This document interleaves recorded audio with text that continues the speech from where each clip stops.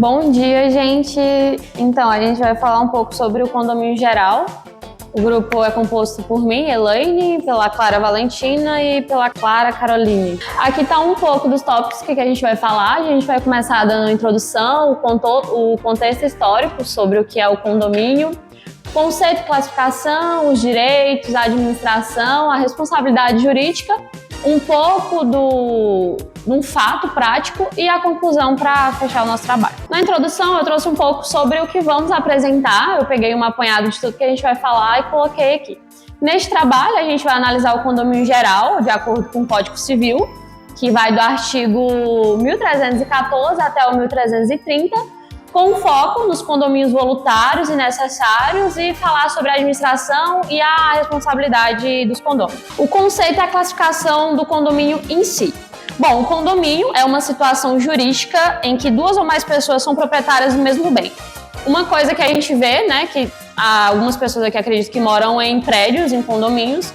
Então, a classificação é essa, são várias pessoas, vários donos, só que moram em um bem só, mas cada um tem a sua propriedade nesse condomínio. E a administração e o uso do condomínio, ele deve respeitar a vontade da maioria e os direitos individuais. Então tem que ter um certo jogo de cintura, que tem várias, em alguns condomínios, acredito que na maioria dos condomínios, tem reuniões mensais ou semanais para alinhar a vontade de todos. O contexto histórico o nome condomínio começou lá onde surgiu tudo, né, que foi no direito romano, que surge com a expressão comínio, que é a propriedade comum entre duas ou mais pessoas, que é o que a gente conhece hoje, mas antigamente era conhecido por esse nome. Após o direito romano vem a Idade Média, com o uso coletivo das terras nas épocas do feudalismo, com vilas e etc. Já muito depois, em 1916, com o Código Civil, ele introduz algumas normas sobre a copropriedade, um pouco ainda genérica, mas que já eram citadas sobre os condomínios. Logo após, em 1964, a lei regula o condomínio edilício, que são o que a gente conhece hoje, que é o edifício e apartamento, que foi impulsionado pela urbanização. E como a gente conhece hoje, em 2002, pelo Código Civil, ele unifica e sistematiza o tema, que é do artigo 1314 até o 1358, que regula o condomínio geral. A classificação dos condomínios eu trouxe aqui dividir em três, que é a origem, a natureza jurídica e a sua divisibilidade. Quanto à origem, ela tem no ramo voluntário e no ramo necessário. O voluntário, ele é escolhido pelas partes. Por exemplo, eu e a Clara, a gente se junta e decide comprar um terreno. Então, a gente conversou, entrou em um acordo e foi algo voluntário. Já no necessário, é como se a gente tivesse terrenos um do lado da outra e a gente precisasse construir um muro. Era algo necessário, porque ela tem a propriedade dela e eu tenho a minha propriedade, mas tem que ter esse muro. Então, é algo imposto pela lei, digamos assim, para separar as propriedades. Logo após, vem a divisibilidade, que é o divisível, que ele pode ser fisicamente separado, um lote. A gente comprou o lote, nós duas, e a gente pode dividir esse lote no meio. Metade seu e metade minha. É algo divisível. E o indivisível é aquilo que não pode ser dividido porque perde seu valor. Um carro, por exemplo. A gente não pode ter um carro em conjunto e simplesmente ir uma marcenaria e pedir para o carro ser cortado no meio para uma ficar com a parte e a outra com outra parte. Porque aquilo ali perde seu valor e perde a possibilidade de ser usado também. E a natureza jurídica, que é o condomínio geral e o condomínio edilício. O geral é qualquer bem comum, terreno, carro, esses exemplos que eu já citei. E o outro é o edifício em si, que são os prédios. Sobre os princípios do condomínio, tem vários, mas eu trouxe aqui os 4 mais importantes, e que são os 4 mais citados. Primeiro é o princípio da divisibilidade relativa, que é o bem comum, que ele não pode ser dividido enquanto for inviável, ou enquanto não houver consentimento unânime ou possibilidade jurídica para a divisão. Está lá no artigo 322 do Código Civil. Logo após vem o princípio da comunhão, que todos os condôminos têm direito ao uso do bem comum, desde que não impeça o uso dos demais. Princípio da conservação do bem, que todos os condôminos têm o dever de zelar pela preservação do bem e pode exigir medidas nesse sentido. E o princípio da gestão coletiva, que as decisões sobre o bem comum devem ser tomadas de forma colegiada, por maioria, salvo a disposição em contrário. Seguindo esses dois princípios aqui, da comunhão e da gestão coletiva. Semana atrasada, eu tenho uma prima que mora em um apartamento, e nesse apartamento, acho que ele tem 20 andares, alguma coisa assim, e o vizinho dela estava praticamente todos os dias com som alto, até altas horas da noite, chegava com o carro, com som no talo, aí levava para o apartamento, e som até altas horas da madrugada. E isso incomodou o prédio, né, em si. Então, houve um colegiado com todos do condomínio. A pessoa que estava causando esse incômodo, né, no pessoal não quis ir, não quis fazer presente, disse que ele estava na casa dele, era o prédio que ele tinha comprado apartamento, enfim, ele não concordou. Então, se juntou todos do condomínio para fazer um colegiado e decidiram entrar com uma ação jurídica contra esse proprietário. Por quê? Seguindo o princípio da comunhão, ele tem direito, sim, a estar na casa dele com som, que é a casa dele, ele comprou aquele apartamento. Porém, tem que ser algo que não incomode os demais, seguindo o princípio da comunhão e da gestão coletiva. Bom, eu vou falando um pouquinho sobre os direitos dos condôminos. O artigo 1314 do Código Civil vai dizer que cada condômino pode usar uma coisa conforme a sua destinação e sem prejudicar os demais. O que isso quer dizer? Que cada condômino, ele pode usar da forma que ele quiser aquele bem. Vou citar o exemplo de um imóvel. Pode usar da forma que ele quiser, mas, por exemplo, se esse imóvel, houve um acordo entre eles que esse imóvel foi destinado para ser apenas para uso comercial, um condômino não pode querer usar aquele imóvel para fins de residencial, de moradia. Ou o mesmo acontece ao contrário, se for destinado a ser apenas residencial, de moradia, ele não pode querer usar aquele bem para fins comerciais. Sem prejudicar o uso dos demais, é que, apesar dele poder usar da forma que ele quiser, ele não pode afetar ou prejudicar, atrapalhar o uso dos outros condôminos, que vou citar um exemplo de 3 herdeiros de um território. Eles podem, economicamente, fazer o que eles quiserem com a parte deles, mas desde que eles não afetem o uso dos demais. Eu trouxe alguns exemplos dos direitos que são o uso proporcional à sua parte, presente no artigo 1316, participação nos frutos e rendimentos do bem comum e direito de preferência em caso de venda quando a coisa for indivisível, presente no artigo 1322. Esse direito de preferência, o artigo 1322 vai trazer algumas opções, algo que pode ocorrer. Por exemplo, se um condômino quiser vender, caso ele não queira passar a sua parte para os demais e os demais indenizar, passar o valor para ele, caso ele queira vender, a preferência na venda tem que ser para os demais condôminos. Vou citar exemplos. Existem 3. Vamos supor que existem 3 condôminos, A, o B e o C. O C quer vender sua parte. O A e o B se interessaram por comprar essa parte.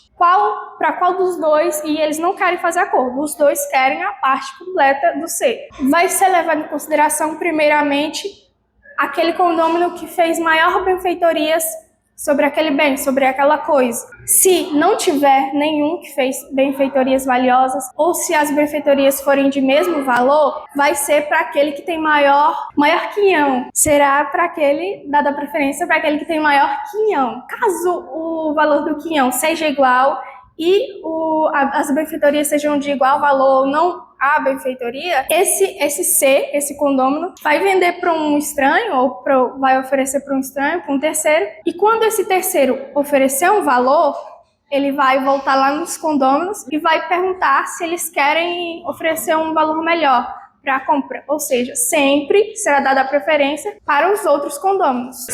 Agora sobre os deveres dos condôminos. O artigo 1315, em outras palavras, ele vai dizer que cada condômino deve concorrer nas despesas de conservação da coisa e nos encargos incidentes. Eu trouxe alguns deveres que são respeitar a destinação do bem, como eu já citei no início.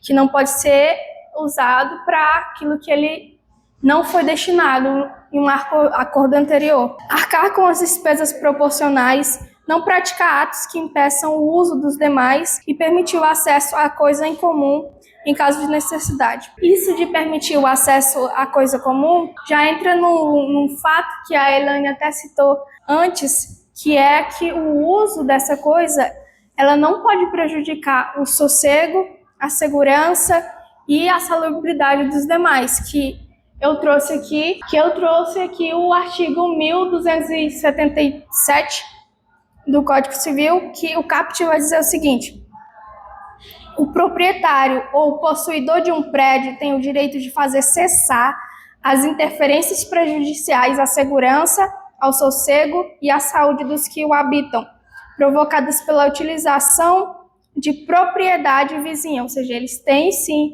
o direito de usar essas partes em comum e os deveres, né, de permitir isso, mas eles não podem atrapalhar o sossego, a segurança dos demais.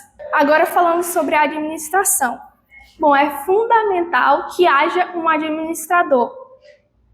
Esse administrador ele pode ser eleito, pode haver uma eleição, pode haver um acordo entre os condôminos sobre escolher um administrador, que pode ser um dos condôminos e pode ser um terceiro, que não é um dos condôminos. Uma opção que um dos artigos é que, por exemplo, se um condômino começa a agir como um administrador e nenhum dos outros se opõe a isso e ele continua, essa pessoa que começou a agir como administrador, esse condômino, ele vai passar a ser o condômino para qualquer fim de direito. Em caso de eleição, eu trouxe aqui alguns pontos que são: a eleição não exige unanimidade, apenas a maioria dos condôminos. O administrador pode ser condômino ou terceiro, está presente no artigo 1323. Caso o bem seja alugado, o condômino tem preferência na locação em condições iguais, como eu citei anteriormente sobre o condômino ter preferência na venda.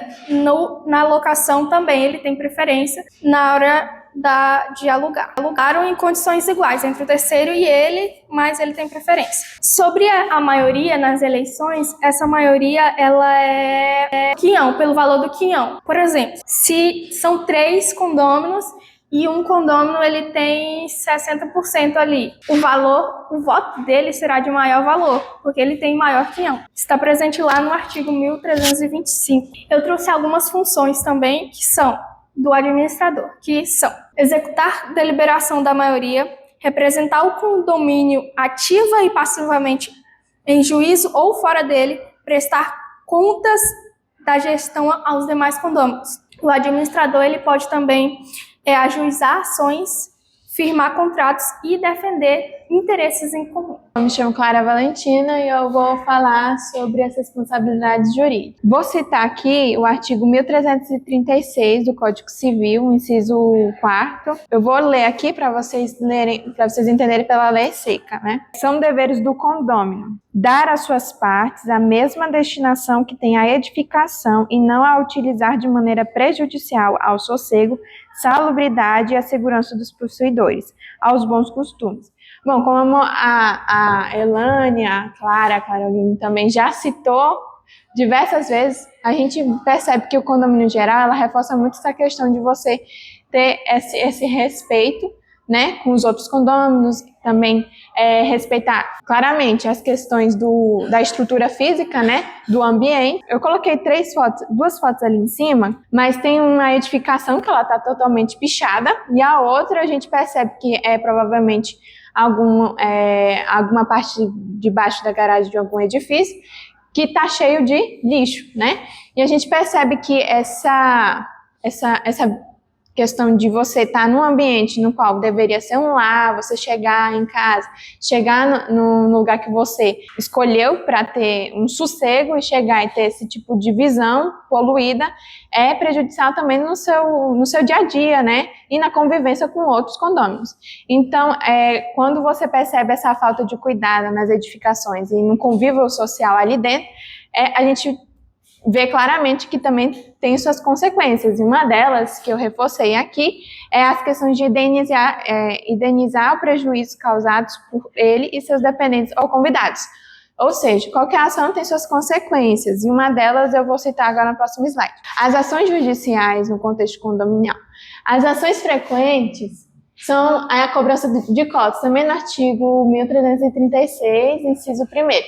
Essa cobrança de cotas é quando o condomínio ele decide que cada condomínio deve dar um certo quantia de dinheiro para possíveis problemas nas edificações. Quebrou a porta de vidro, precisa reforçar uma janela que se quebrou, alguma coisa que é do convívio social, a piscina quebrou alguma coisa do piso e precisa, né, fazer a reforma, porque é uma coisa que está todo mundo ali usando, bebedouro, essas coisas em específico que precisa de cobrança de cotas. E tem a reparação de dano e uso regular das áreas, que também é no mesmo contexto. Reforçar esse convívio no qual a estrutura e a convivência seja saudável e, com certeza, um bom lazer. Tem o síndico, né? Ele pode representar o condomínio em juízo, como a Clara Carolina já reforçou isso. Eu vou só citar aqui o artigo 1348, que ele fala assim, que o síndico ele pode representar ativamente e passivamente o condomínio, praticando em juízo ou fora dele os atos necessários à defesa dos interesses comuns. E aí ele cita, né, que dá imediato conhecimento à Assembleia, fazer a colaboração com todos, né, cumprir convenções, diligenciar a conservação e a guarda das partes, elaborar o sarmento das cotas, e tem as consequências desses descumprimentos de deveres. Advertência, multa e até restrição de uso de unidade. Eu vou dar um exemplo em seguida de uma jurisprudência nessa questão de restrição de uso de unidade. É quando ultrapassou os limites e a pessoa realmente vai ter que sair um pouco daquele convívio ali porque trouxe um prejuízo para geral. E a multa pode chegar até 10 vezes o valor de cota condominial em caso de conduta antissocial. Quando a gente ouve essa palavra antissocial, a gente que entende que é uma pessoa antissocial que não quer conversar com ninguém, né? Mas nesse contexto aqui, são pessoas que são arrogantes, dizem palavras que, de certa forma, são ofensas, desrespeito ao outro. Aqui, no artigo 1337, ele fala assim, no parágrafo 1. O condômino ou possuidor que, por seu reiterado comportamento antissocial, gerar incompatibilidade de convivência com os demais condôminos ou possuidores, poderá ser constrangido a pagar multa correspondente ao décuplo do valor atribuído à contribuição para as despesas condominiais e até ulterior da deliberação da Assembleia. Aí tem um exemplo, que até mesmo a Elaine falou, que é a questão da música alta, pode ser qualquer tipo de atitude que possa causar algum incômodo alheio. Tem essa fictício, né, que fala assim, que 2 condôminos entram em conflito porque um deles realiza festas frequentes com som alto, perturbando o sossego do vizinho, e após isso, a gente percebe, né, que vai ocorrer as advertências e as multas.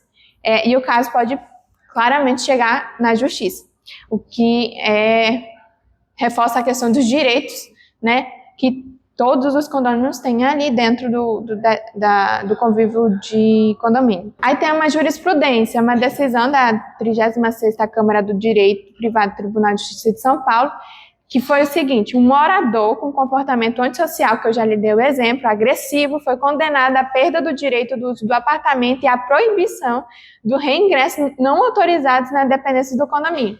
Ou seja, a gente percebe que teve essa retirada dele do convívio com os outros condôminos por falta, né, dessa harmonia, né, entre eles. E o réu apresentava condutas como ameaça a vizinhos, destruições de áreas comuns e furtos.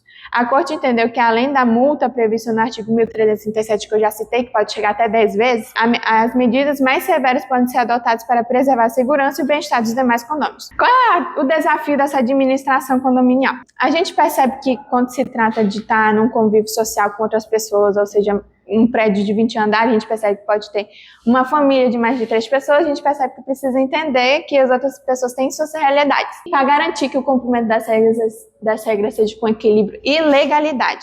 Ou seja, eu tenho os meus deveres e o outro também tem um dever dele, assim como eu. Lidar com conflitos interpessoais e resistência.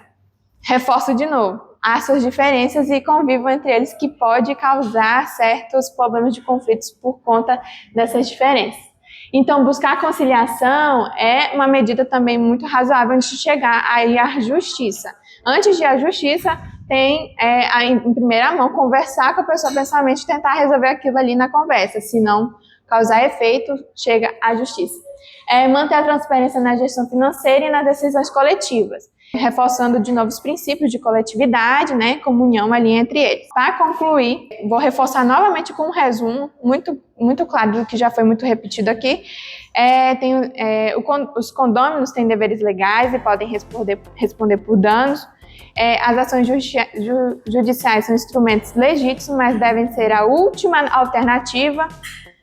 E a administração deve agir com equilíbrio, transparência e firmeza. É importante que a convivência ela seja harmônica e que claramente possua empatia, cumprimento das normas, né, ali dentro do condomínio, e a boa gestão que previne os conflitos e o bem-estar coletivo. Bom, a gente percebe que o condomínio geral, ele é mais, se trata da harmonia entre os condôminos ali e tomar decisões mais corretas e mais possíveis, que não traga tantos danos assim, tanto a parte que está incomodada e a parte que vai pagar pelas consequências.